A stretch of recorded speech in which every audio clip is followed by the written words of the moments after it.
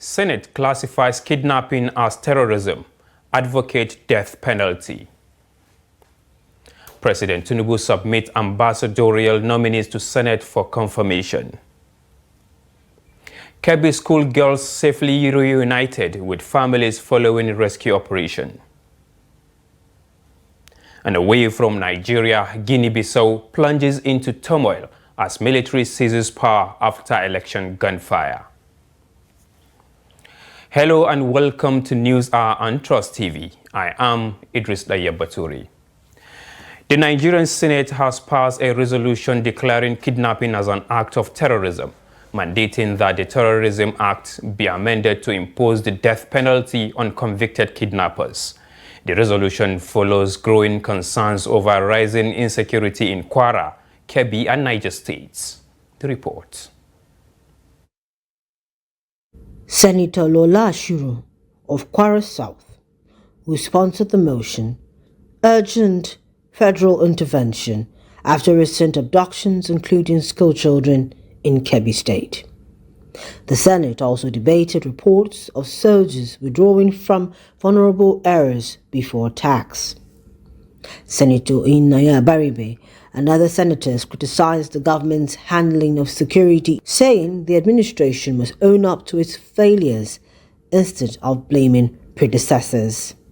The governor of Kebbi said that somebody ordered troops out and people were kidnapped. Till today, nobody in Nigeria knows what happened, and no question has been asked. And we're sitting down here as a parliament, and we turn and we talk. Yet, somebody is responsible. Nigerians are entitled to know, and it is no longer national secret.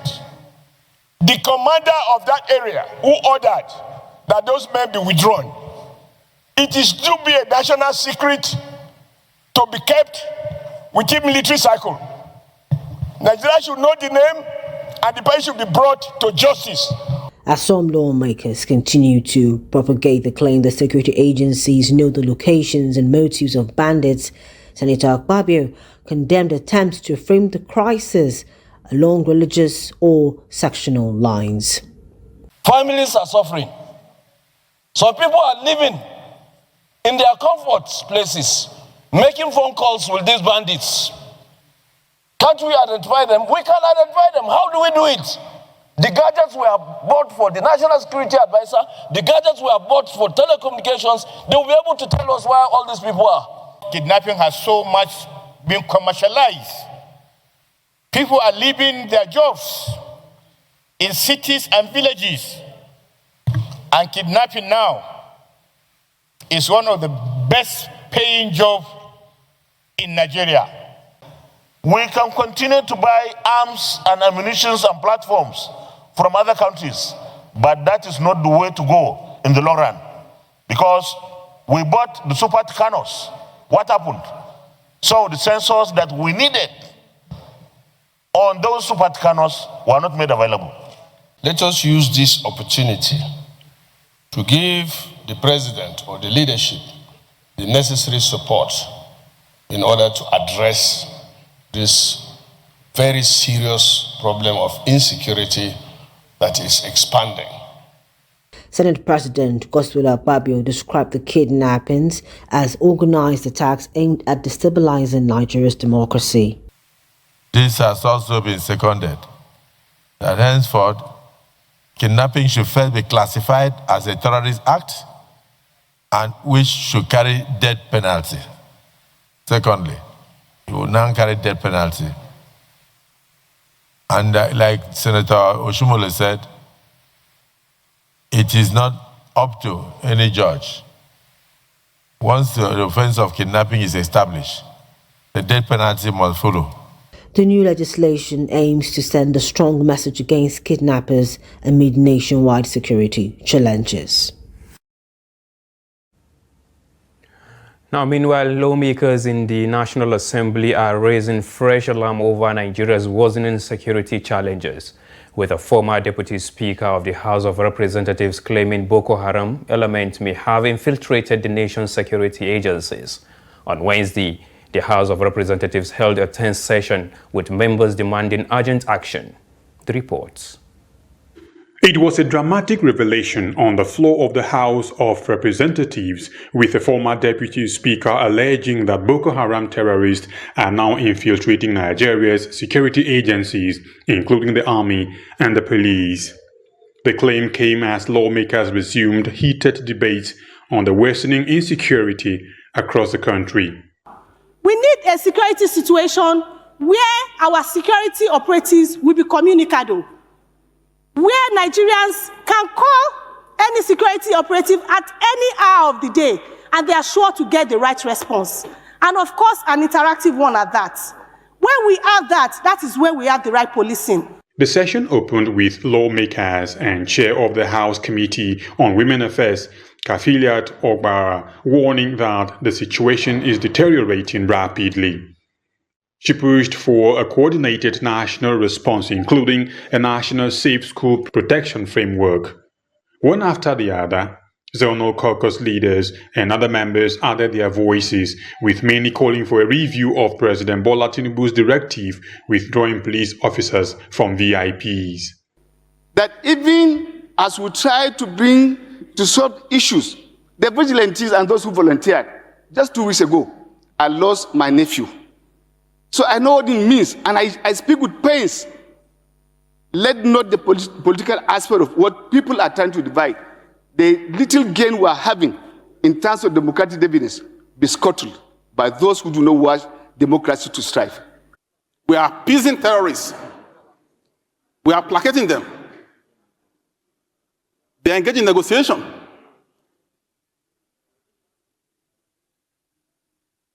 You can't appease your way out of terrorism, even here in this house. The counsels to Mazi Kalu Nwankwo has not gone for appeal. We are not appealing today. We are demanding today that within the ambits of law of these 60, 90 days, he has not gone to court.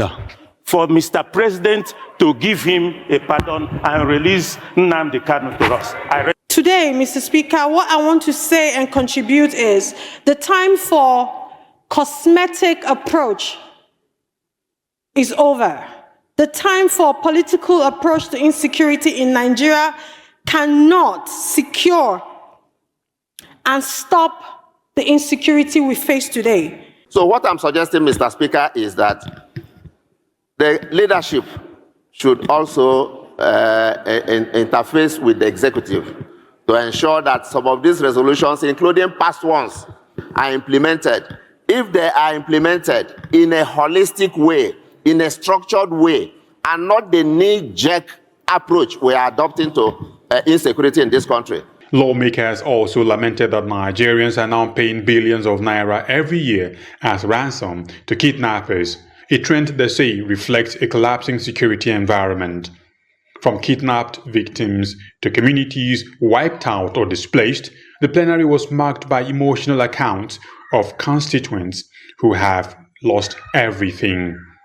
Deliberations on the crisis are expected to continue when the House reconvenes at its next sitting. Now, away from insecurity matters, President Bola Tinubu has forwarded a list of 3 individuals nominated for non-career ambassadorial positions to the Senate for confirmation. Senate President Godswill Akpabio made the announcement during Wednesday's plenary session. The nominees include Kayode Are from Ogun State, Aminu Dalhatu from Jigawa, and Ayodele Oki.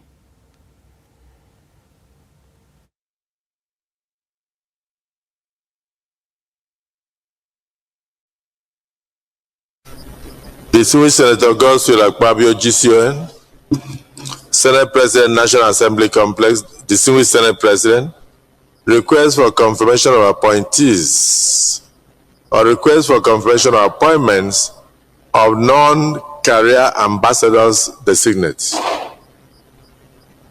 In accordance with the provisions of Section 171, subsection 1 and 2, C and 4 of the Constitution of the Federal Republic of Nigeria 1999 as amended, I am pleased to present for confirmation by the Senate the underlisted 3 nominees first.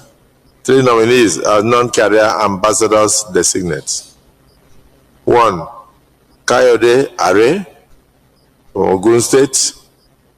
2, Aminu Dalhatu from Jigawa State. Members of the nominees, please accept the present. This is of my highest.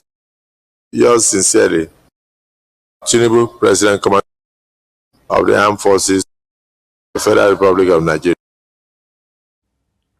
Now, we sincerely apologize for that mix-up. Now, let's take a quick look at the 3 ambassadorial nominees President Tinubu has sent to the Senate, starting with Ambassador Ayodele Oki. Ambassador Oki is a non-career nominee and a former Director General of the National Intelligence Agency. He built his career in intelligence, foreign relations, and national security. If confirmed, he will be posted to one of the major Western missions, the US, UK, or France. His long experience in strategic operations makes him a familiar name in Nigeria's security and diplomatic circles. Next is Lateef Kayode, a retired Army colonel and former Director General of the State Security Service, born in 1955. He holds a first-class degree in psychology from the University of Ibadan and a master's in international law and diplomacy from UNILAG. Commissioned in 1974, he went on to become the longest-serving DG of the SSS and later acted as National Security Advisor in 2010. His posting, like others, will be finalized after Senate confirmation. He is bringing decades of intelligence and national security work, having served multiple presidents. The 3rd nominee is Ambassador Amin Muhammad Dalhatu from Jigawa State. He is the only career diplomat on the list. Dalhatu previously served as Nigeria's ambassador to South Korea between 2017 and 2023, where he worked on trade promotion, investment ties, and consular affairs. He is well regarded within the Foreign Service and is expected to take one of the high-level Western postings once the Senate completes its screening. Now, joining us via Zoom is a retired diplomat Haruna Warkani to discuss more on the ambassadorial appointments. Glad to have you, Ambassador. Thank you so much for having me. Now, what good does evening, the viewers. prolonged delay in submitting ambassadorial nominees suggest about Nigeria's current foreign policy priorities and direction? Why do you think the president, it took the president this long to actually appoint these, to send these nominees to the Senate? Well, officially, we are told Nigeria lacks the resources to maintain embassies as is usual. And so, since coming to power of this administration, we have seen what has happened. First, the wholesome withdrawal of all ambassadors back home without concurrent replacements, and therefore leaving the embassies rather empty or without the appropriate endowments of leadership in the positions of ambassadors. Second, government has justified that there is no money to maintain the embassies. It is true that it's very, very expensive to run the embassies, maintain buildings, maintain other structures, and particularly services, which is quite a heavy burden on the purse of the nation. However, the real technical position here would have been that government did not prioritize its relationships with other countries, contrary to expectations of nations. By tradition, no nation stands alone, and therefore, a nation requires ambassadors no matter what is happening. It is very difficult for citizens and the international community to believe that Nigeria did not have resources to support an ambassadorial positioning in their various countries. We have put Nigeria in a very tight situation by not having ambassadors across the world. All right, now, First is a reputational risk. Ambassador, now the nomination is said to be a non-career ambassadors. And now one would like to know what are the difference between a career ambassador and non-career ambassador? Well, very simple and clear. Career ambassadors are the ones that have been trained through the Ministry of Foreign Affairs due to its foreign trainings in various places around the world. And so this group of people are expected to know the rudiments of ambassadorial actions, inactions, activities, obligations, and privileges accruing to a nation through this office. The other side is non-career, could be politicians whom Mr. President wished to please by appointing them because of one support or the other. So you have a combination of some of these career and non-career. Therefore, nations do that. It's not like it's an offense or is an aberration. All right. All right. Now, how has the long absence of substantive ambassadors likely impacted Nigeria's bilateral relations and overall international engagement? Well, like I said earlier, Nigeria has lost a lot of reputational pride that we should have earned over the 2 years now of this administration, because no nation stands alone. Every nation requires bilateral or trilateral or multilateral understandings and what have you, which requires the signature sometimes of these ambassadors, because it is the ambassador that represents the president, which means Nigeria has been running 24 months or so on, let me say, autopilot. We don't have corresponding ambassadors or high commissioners in some of these countries. And therefore, for you to even enter into or amend some law, treaties, protocols that will help your citizens, we lost that opportunity. So reputationally, we have suffered, which is very unnecessary too, because truly, it is very difficult for the government to justify that we didn't have the resources to support these our embassies. And I believe it's a matter of priority. If the priority was right, we should have gotten the money anyhow. All right, now let's go back and look at the expertise. Now, what key qualities and considerations should the Senate prioritize during the screening of these nominees to help strengthen Nigeria's diplomatic corps? Well, Nigeria is like a wonderful basket that you could close your eyes, dip your hand in the water, and bring out the number of fishes you wish to have in a catch. There are plenty of qualified, verified, and competent persons that Nigeria can pick from to serve in any country of the world. We don't lack that resource at all, human capital for that matter. So Senate needs to just go through, like the 3 names you have read out and their brief biodata.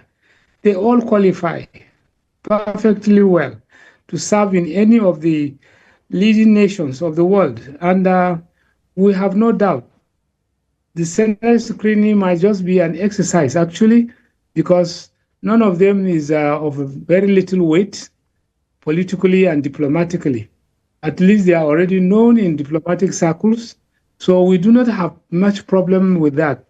Yes, some of them might have, due to their career positioning, might have difficulty of accreditation or in some of these countries, because don't forget, when you screen and you send names of these ambassadors to the receiving countries, they also have a right to screen and see whether they can accept these names or not, because it's not an automatic thing. Does not mean when your country nominates you, you become an ambassador outright. No, it's also subject to which is a bilateral understanding, because the career path or personal contributions or engagements of the officer might have injured that nation before, and it is on record. Therefore, countries go back and check, has this person ever offended this country such that he cannot be granted persona acceptance? So those are the only challenges we have, but otherwise, I think the names are very, very qualified. All right, thank you so much, Ambassador Haruna Warkani, for being part of this discussion. Thank you so much for having me. All right. Now, moving on to more stories, President Bola Ahmed Tinubu has declared a nationwide security emergency, directing the Nigerian Army and police to recruit additional personnel to tackle the rising wave of terrorism, banditry, and kidnappings across the country. In a statement issued today, the president authorized the police to recruit 20,000 new officers, bringing the total intake to 50,000. He also directed that officers withdraw from VIP protection duties, undergo crash training before redeployment to high-risk areas. The president further empowered the Department of State Services to deploy trained forest guards and recruit additional personnel to eliminate bandits hiding in the nation's forest. He described the situation as a national emergency and called on all Nigerians to actively participate in securing their communities. President Tinubu commended the security agencies for their role in recent rescues, including the 24 Kebbi schoolgirls and 38 worshippers in Kwara State, while urging continued effort to rescue other kidnapped citizens. The president also urged the National Assembly to review laws allowing states to establish state police, called for stricter security and schools, mosques, and churches in vulnerable areas, and reiterated the government's push for ranching and an end to open grazing to reduce farmer-herder conflict. He concluded by sympathizing with victims of recent attacks, praising the armed forces, and urging Nigerians to remain calm, vigilant, and united in the fight against insecurity.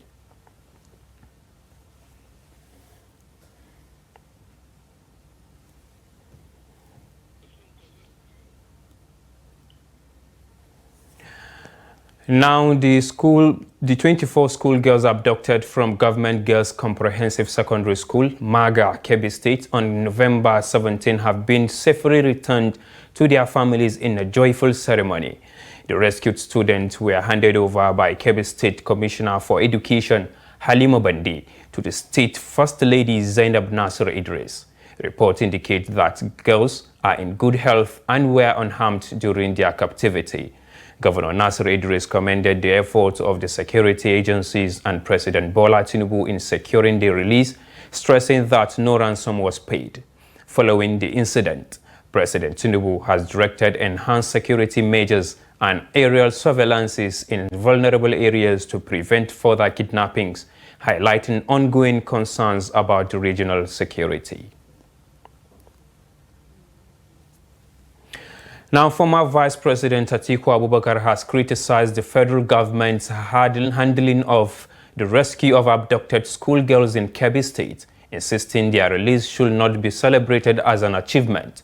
In a statement on Wednesday, Atiku said the development was not a trophy moment, but a reminder of Nigeria's deepening security crisis, arguing that terrorists now operate freely while government issues statements to save face. His reaction followed comment by Presidential Advisor Bayo Onanuga, who highlighted the role of the DSS and military in tracking the kidnappers in real time and securing the girls' release without paying ransom. Atiku described the explanation as a shameful attempt to whitewash a national tragedy, alleging that terrorists have become an alternative authority negotiating openly and walking away untouched.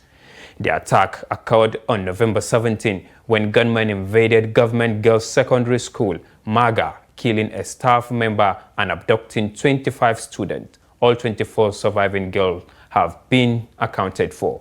President Tinubu welcomed their release and urged security forces to intensify effort to free other captives nationwide. Kebbi State Governor Nasir Idris also confirmed no ransom was paid.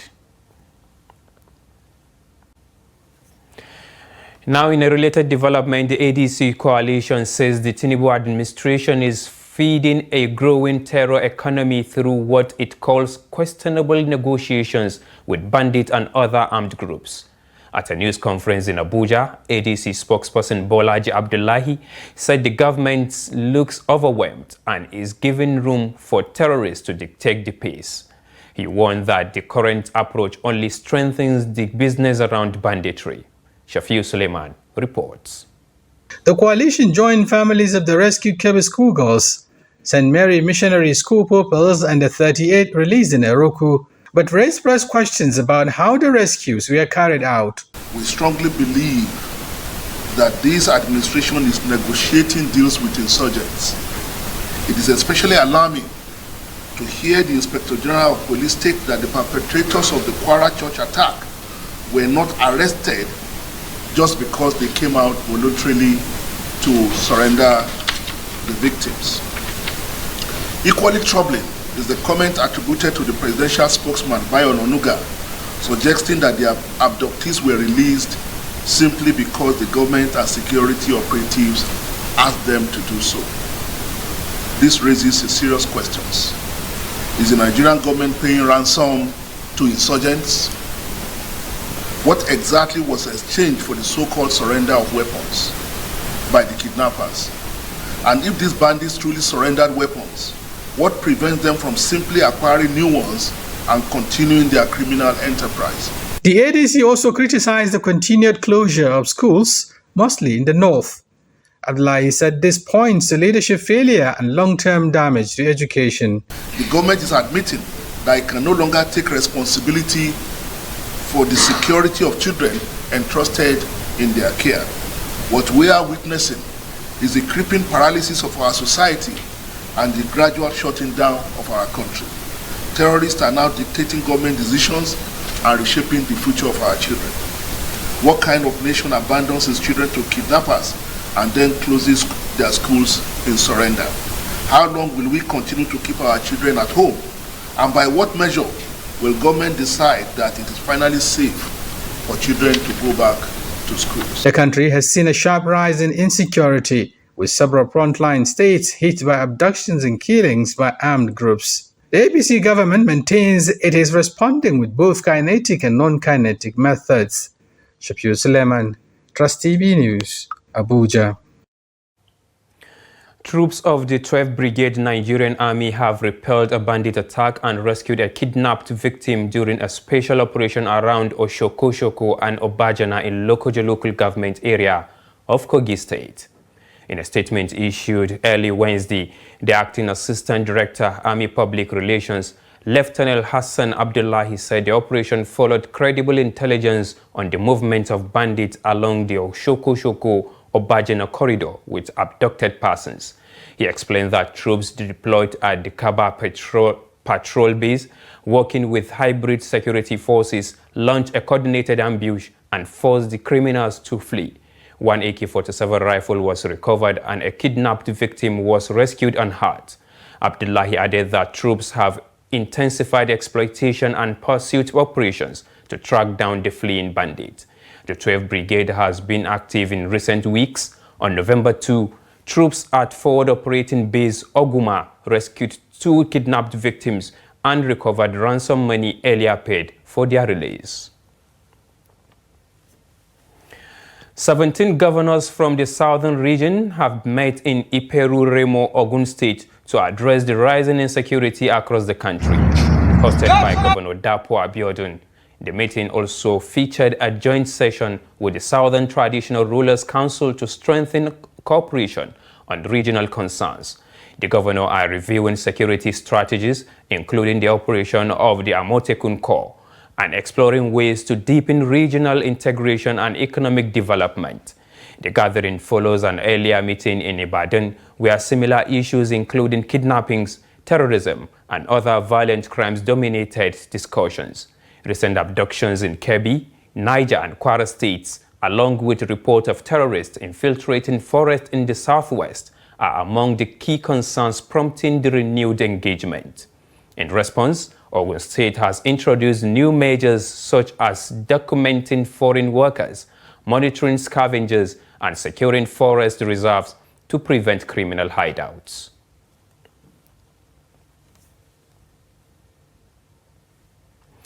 Now, the Nigerian Union of Teachers, NUT, has raised the alarm over escalating attacks on schools across the country, warning that educators and students are increasingly at risk. Speaking after the National Executive Council meeting, NUT President Audu Amba said the union may soon direct teachers nationwide to withdraw from classrooms if security does not improve.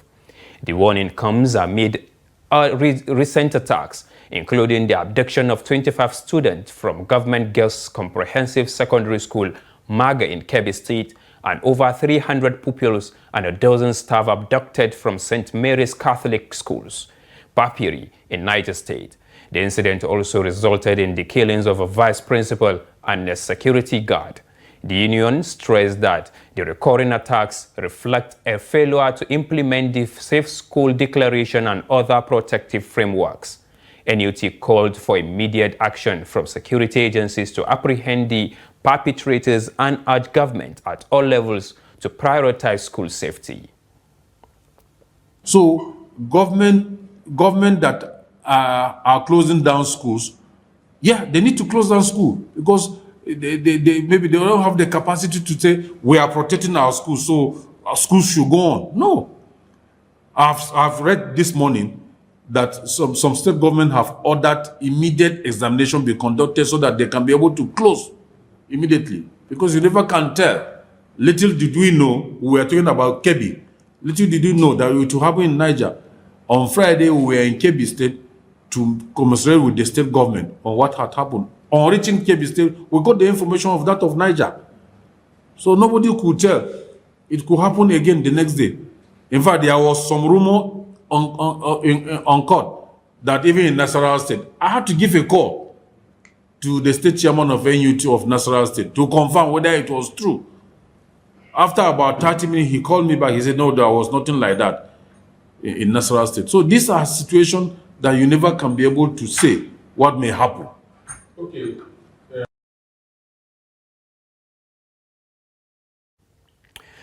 The Daily Trust Foundation, the social responsibility arm of Media Trust Group, has organized a 3-day workshop to equip both young and veteran journalists with modern skills in document digitization. Trust TV's Noel Samson, who was present at the opening session, reports. The training covers a broad range of courses, including the fundamentals of document digitalization, optical character recognition, metadata and file management, document preparation and scanning, as well as image enhancement. Present at the opening session were the chairman of the Daily Trust Foundation, Bilia Bala, the National Librarian and Chief Executive Officer of the National Library of Nigeria, Professor Chinwe Veronica Anobi, and other facilitators who emphasized the importance of digital skills for journalists. So it's good for journalists, young and old, to learn how to digitize documents so that they don't have to rely on paper.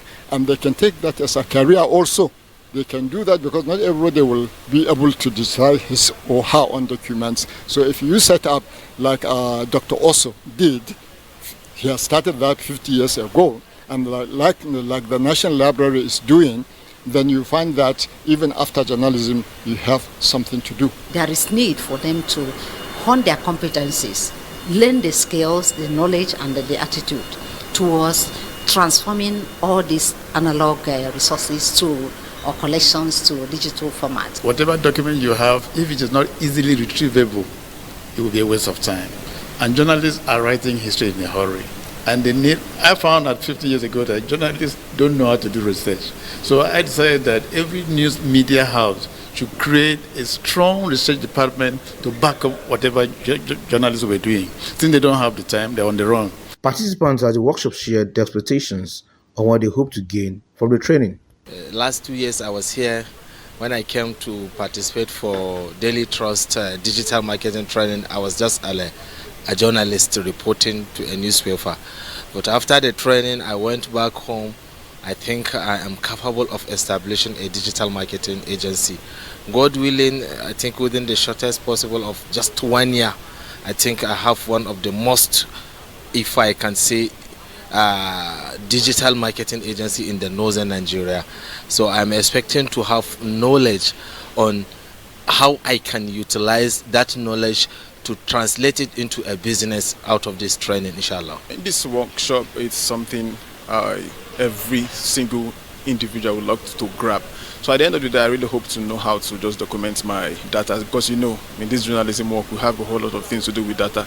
So I'd love to be able to document my data digitally and be able to access them from any point I am at any time. With digitalization, documents easier to store, retrieve, share, backup, and protect. It also reduces physical storage needs and enhances workflow efficiency for organizations. Wow, Samson, Trust TV News, Abuja. Now we're moving on to more stories. As the cost of accommodation continues to soar across the country, students of the University of Jos who are living off campus are lamenting the sharp increase in rental prices in the state. The students say rents have either doubled or tripled compared to what they paid in previous sessions. Ado Musa completes the report. In Jos, off-campus housing options vary widely, with some accommodations costing up to 800,000 naira per session, depending on location and available facilities. Some single rooms, however, go for as low as 80,000 naira. Students of the University of Jos, most of whom stay off-campus, say the constant rise in accommodation rates is affecting their academic life and general well-being. We paid a single room, self-contained, 35,000, 50,000. The most expensive ones were going at 70,000. But it is now a single room self-contained is going at 150,000. That is about 100% increment. And others even about 120, 150% increment. Going at 200, 250 for a single room self-contained. So the cost of living for we students have gone very high. Okay, the high rate of the increment which was increased, it affects the student a lot, because there are students in which they are complaining of the money in which they can't afford. So some of them are complaining because of the hostel. Some of them are going to the hostel, numbers of rooms and the numbers of people in a room. You understand? Now per room is much. So, and apart from that one, there are hostels in which the amount of money for you to get that hostel is very high. Some students, their parents are farmers. So before they come to school, they have to sell some farm produce before they send their children to school. And with the way things are going in this country, if you check, you will see that the farm produce are no longer valuable in the market. So, and some things such as foodstuff, before you buy them, they are very high in the market. So, I think that thing is affecting some students and their parents. Some students also explain why they continue to live off campus despite the increasing cost of accommodation. If you look at our situation, I think and I believe everybody would like to stay within the school environment.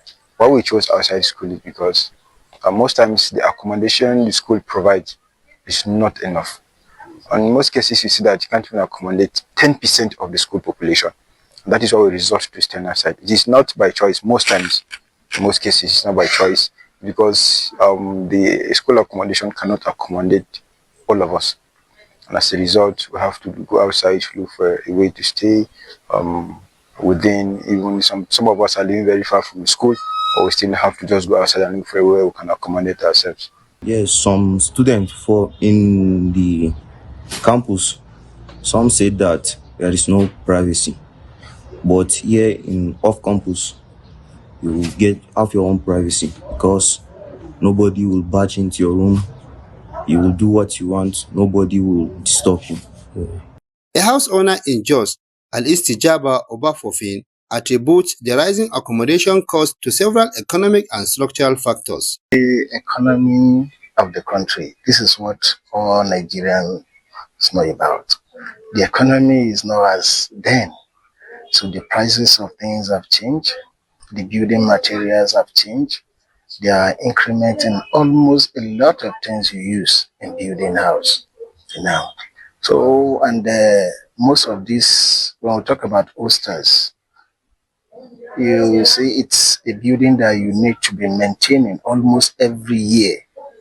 So you do renovation, you do the maintenance of the compound, things like that. So these are things that contribute to the increment. Students maintain that living off campus is not always their preferred choice, but various constraints have made it unavoidable for many of them. Ado Musa, Trust TV News, Jos. The Department of Business Administration at Northeastern University, Gombe, has hosted the maiden edition of International Conference on Business, Finance and Entrepreneurship, known as IBIFINE 2025. Organized in collaboration with the Certified Institute of Entrepreneurship and Education, the conference aims to equip graduates with entrepreneurial enterprise skills and brought together scholars, entrepreneurs and students to discuss innovation and sustainable development. Hassan Lawankoli has more.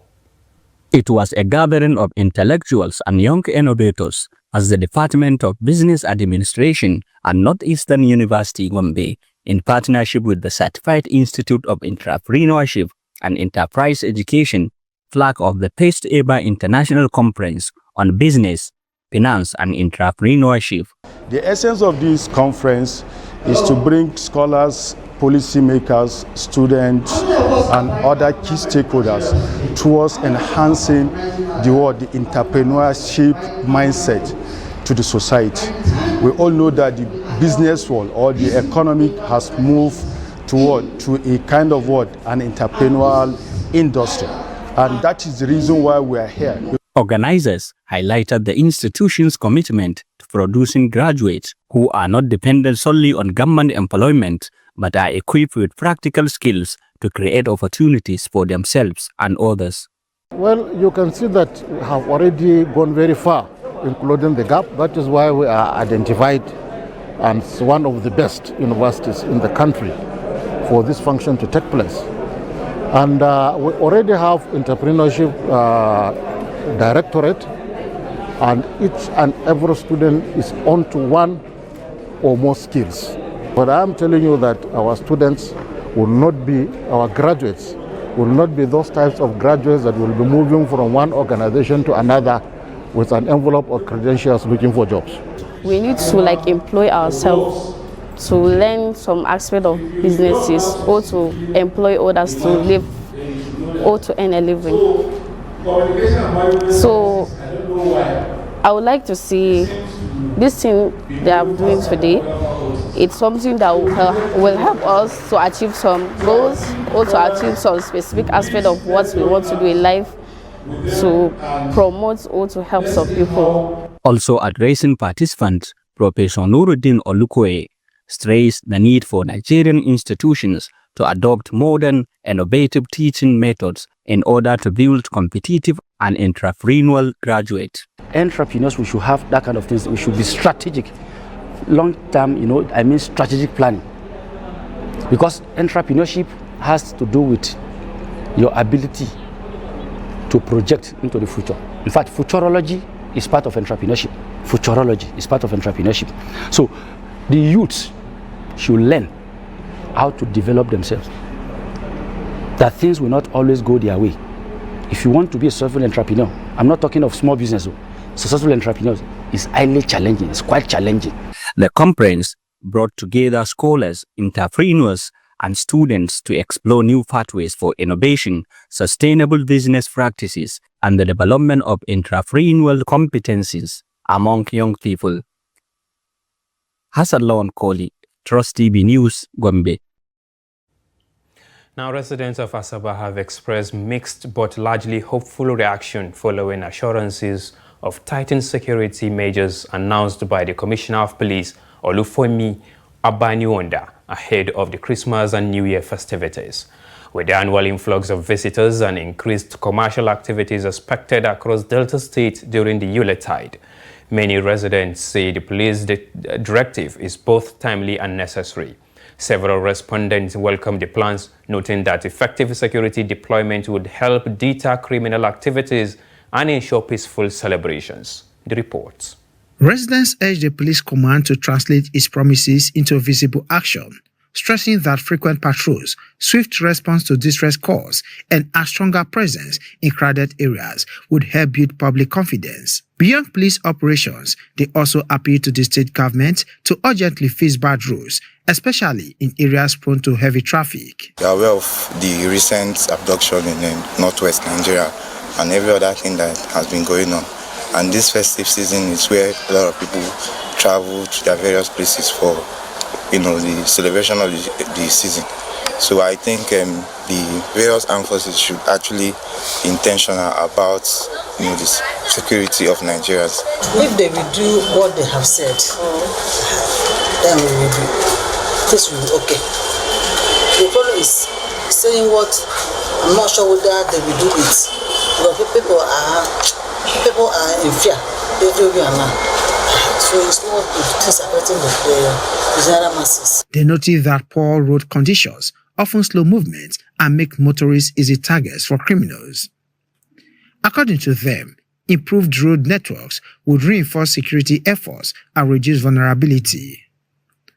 On law enforcement operations, some respondents call for more checkpoints across highways and within urban centers. They, however, caution officers against profiling only high-end vehicles, noting that criminals often operate with ordinary or less noticeable cars. They should be checking cars. It's not only Yahoo boys. You understand? All those flashy cars that most of these security personnel that used to check, most of them, they are not the main people we're looking for, Some of them can disguise in just a normal car. With the combined efforts of security operatives, government support, and community cooperation, residents said they will remain hopeful that Asaba and other parts of Delta State will experience a safe, peaceful, and incident-free Yuletide. Jonathan Anwanyai, Trust TV News, Asaba. Following a fire that engulfed residential buildings in Agudama Epi, Yenagua residents have been urged to stop patronizing unlicensed and unsafe gas vendors to prevent future disasters. The warning came from eyewitnesses who spoke on condition of anonymity shortly after the incident. They blamed the blaze on the lack of proper preventive and safety measures by local gas retail vendors. Meanwhile, the state controller of the Bayelsa Fire Service, Duomo Pamoti, said such incidents can be prevented if gas vendors properly isolate and secure their retail points. Also warn your neighbors not to make pot while using gas.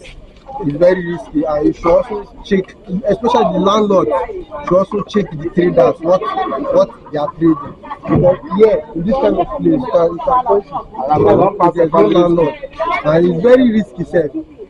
If you are searching for the landlord, there will be no landlord being found. I think that they are not supposed to be selling gas in places like this. Rather, they should just, like gas plant, they should sell it in the gas plant, any filling station, any fuel filling station, they can sell it. But this place, I don't know if the government can just stop people from selling fuel and gas from the around this, roadside. around this area, because it's very risky and dangerous. Spread of fire, it easily spread to a very vast area because it is an air, the gas is an air, so it spread with the air. As the air is going, it follows the air to other areas that are not involved in the fire. So if it happens to be an outbreak of fire where there are other premises that are within that store, it will also burn those houses. And now in business, Nigeria's monthly trade surplus fell by 35% month-on-month to $1.39 billion in July from $2.14 billion in June. driven by increase in imports and slight decline in exports. The Central Bank of Nigeria, CBN, disclosed this in its monthly economic report for July, which showed that total exports fell by 0.8%, while